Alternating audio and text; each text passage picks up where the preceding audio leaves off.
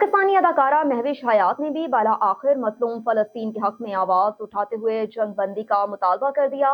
हाल ही में international Manchester में पाकिस्तान पर स्टेज की अवार्ड्स तकरीब का इनेकाद किया गया, जिसमें महविश हयात को उनकी फिल्म लंदन नहीं जाऊंगी में शानदार अदाकारी के लिए बेहतरीन अदाकारा के अवार्ड से नवाजा गया।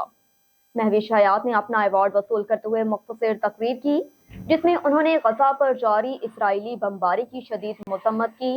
अदाकारा ने कहा कि इस वक्त गजा में जो कुछ हो रहा है उसे देखकर कोई भी खुशी महसूस करना मुश्किल है। महविश हयात ने वीडियो अपने इंस्टाग्राम हैंडल पर पोस्ट की और कहा कि मैंने हमेशा अहम मसाइल को उजागर करने के लिए अपना प्लेटफॉर्म इस्तेमाल करने की कोशिश की और ये मेरे दिल के करीब है। अदाकारा ने डॉक्टर किंग के एक जुमले का हवाला देते हुए कहा कि खामोश रहना इतना ही खतरनाक है जितना कि बोलना है।